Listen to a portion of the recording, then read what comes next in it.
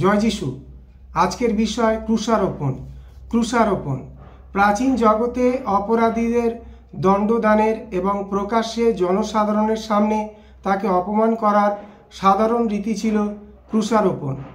প্রভু যিশুর সময়ে রোমীয়রা অপরাধীদের ক্রুশে মৃত্যুদণ্ড দিত। অপরাধীকে ইংরাজি টি বা যোগচিহ্নের মতো কাঠের ক্রুশদণ্ডে দড়ি দিয়ে বাঁধা হতো বা ক্রুশদণ্ডে পেরেক দিয়ে গেঁথে দেওয়া হতো। সাধারণ নিকৃষ্ট ধরনের অপরাধীদের, অন্যায়কারী কৃতদাসদের এবং বিদ্রোহ যারা পরিচালনা করত তাদের ক্রুশে বিদ্ধ করে মেরে ফেলা হতো।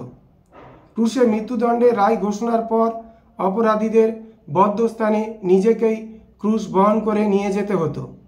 কোনো কোনো সময় তাকে শুধুমাত্র ক্রুশের কাঠের খণ্ড বয়ে নিয়ে যেতে হতো। ক্রুশে দেওয়ার আগে অপরাধীর পরনের কাপড় খুলে নিয়ে তাকে প্রচণ্ড প্রহার করা হতো। তারপর তাকে ক্রুশের কাঠের উপরে শুইয়ে দুই হাত দুদিকে সম্প্রসারিত করে বেঁধে দেওয়া হতো। এই যন্ত্রণাময় অবস্থায় দণ্ডপ্রাপ্ত ব্যক্তির পক্ষে নিঃশ্বাস নেওয়া কষ্টকর হতো। শেষে শ্বাসরোধ হয়ে তার মৃত্যু হতো। কোনো কোনো সময় অপরাধী মৃত্যুর আগে এক সপ্তাহের মতো সময় পর্যন্ত বেঁচে থাকত। যারা ইহুদি সমাজ ও ধর্মের প্রধান বিধানগুলি ভঙ্গ করত তাদের প্রস্তারাঘাত দ্বারা মৃত্যুদণ্ড দেওয়া হতো। একদল লোক অভিযুক্ত ব্যক্তিকে জোর করে তক্তার উপরে শুইয়ে সেই তক্তা থেকে নিচে ফেলে দিত। তারপর তারা তার উপরে বিরাট বড় বড় পাথর ফেলে তাকে পিষে ফেলত এবং পাথর দিয়ে তার দেহ ঢাকা দিয়ে দিত।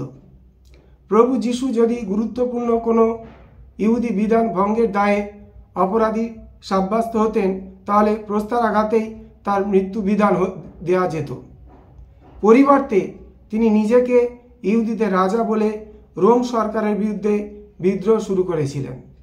তখন এই অভিযোগেই প্রভু যিশুকে যখন ক্রুশে দেওয়া হয়েছিল তখন এই কথাটি লিখে ক্রুশে তার মাথার উপরে টাঙিয়ে দেওয়া হয়েছিল।